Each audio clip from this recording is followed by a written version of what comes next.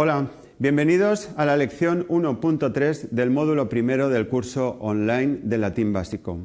En la lección 1.2, al final de ella, vimos que había 4 tipos de palabras en latín que se podían flexionar y 4 tipos de palabras que eran invariables. Sustantivo, adjetivo, pronombre y verbo, por un lado, y adverbio, preposición, conjunción e interjección por otro. Hoy vamos a hablar de la flexión del sustantivo y del adjetivo. Sustantivo, adjetivo y pronombre componen, entre los tres, lo que llamamos flexión nominal, mientras que el verbo tiene una flexión completamente diferente con unas características especiales. Y dentro de la flexión nominal, el sustantivo y el adjetivo comparten los mismos morfemas y el pronombre tiene una flexión un poquito diferente. Por tanto, para empezar nos vamos a centrar en el sustantivo y en el adjetivo. Las 3 categorías gramaticales que caracterizan al sustantivo y el adjetivo son el género, el número y el caso. Número singular y plural, género masculino, femenino y neutro, del que hablaremos a continuación, y caso, que es la característica más importante para nosotros porque es la diferencia del español. En latín clásico hay 6 casos. Estos casos están heredados del indoeuropeo, pero no son exactamente los que tenía el indoeuropeo. Tampoco sabemos el indoeuropeo a lo largo de toda su evolución cuántos casos llegó a tener. Sabemos que en sánscrito, que es la lengua india clásica, existían 8 casos, pero por ejemplo en griego tenemos 5. De las lenguas románicas han desaparecido los casos, excepto en el rumano, que conserva una declinación nominal muy reducida, con solamente 4 casos. Volviendo al latín clásico, aquí tenemos los 6 casos y sus funciones principales. El primero es el nominativo, que nos sirve para indicarnos que una palabra está actuando de sujeto o de atributo, predicado nominal, de la oración. También puede ser una oposición del sujeto o del atributo.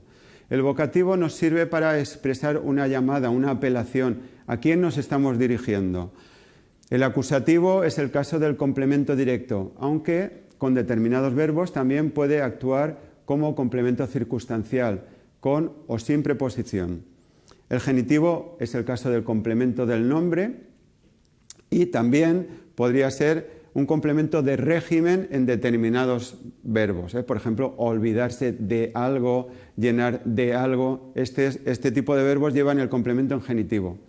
El dativo es el caso del complemento indirecto, a quién o para quién se realiza la acción verbal o sufre la acción verbal. Y el ablativo, por último, es el caso del complemento circunstancial. Engloba muchos tipos de complementos y, además, en las oraciones pasivas puede actuar como complemento agente. Bien, si nosotros analizamos, es decir, separamos un sustantivo o un adjetivo latino, tenemos que darnos cuenta que tiene 3 partes. El lexema, como vemos aquí en el ejemplo, dominos, la vocal temática, que puede aparecer o no, y por último el morfema de caso, que, como vemos aquí, es un morfema solidario, porque nos dice que esa palabra es acusativo, por tanto complemento directo, y que está en plural.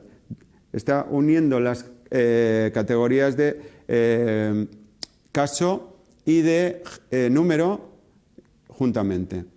El latín tiene 5 declinaciones, con 5 paradigmas, 5 modelos de flexión diferentes. Son muy parecidos, pero no son exactamente iguales.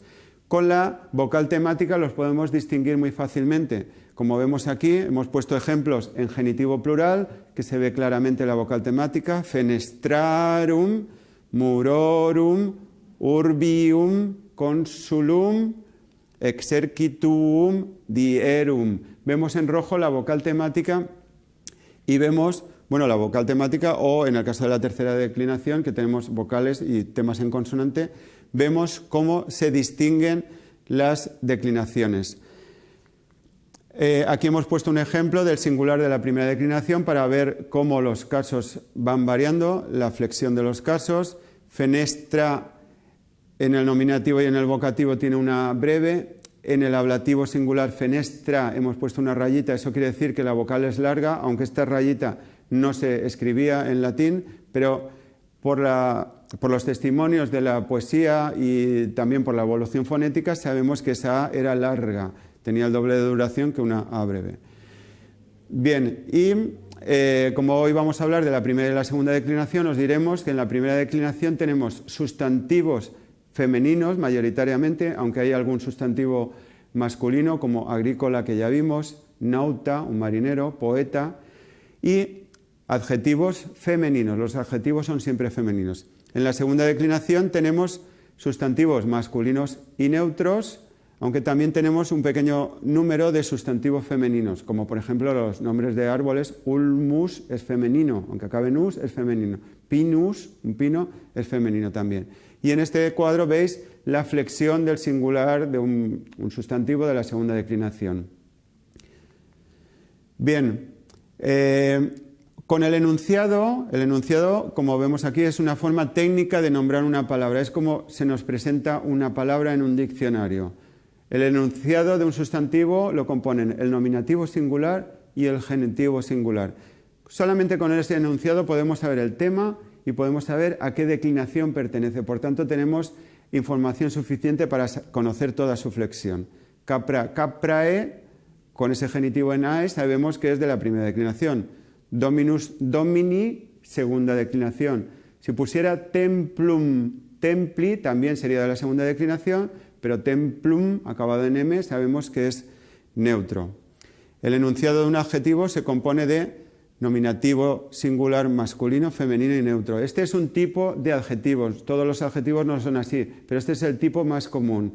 Les llamamos también adjetivos de la primera clase.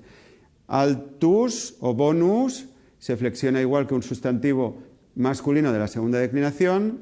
Alta o bona igual que un sustantivo de la primera declinación. Y altum o bonum igual que un sustantivo neutro de la segunda declinación. Recordad que cuando hablamos de masculino, femenino y neutro son categorías gramaticales, no son categorías sexuales. En un origen seguramente sí que se distinguía el sexo de los animales o de las personas, pero esto se desapareció por completo. De hecho, en el indoeuropeo más antiguo ni siquiera se distinguía masculino y femenino. La única distinción que existía era animado o inanimado. Y luego en las lenguas románicas también se ha vuelto a simplificar, ha desaparecido el neutro, que solo pervive en algunos pronombres, y se ha generalizado la distinción masculino y femenino. Bien, recordad siempre que tenemos material complementario para profundizar en estos temas. Tenemos toda la flexión de los modelos de la primera, segunda declinación, sustantivos y adjetivos, en el material complementario que tenéis en el portal del curso online. Muchas gracias.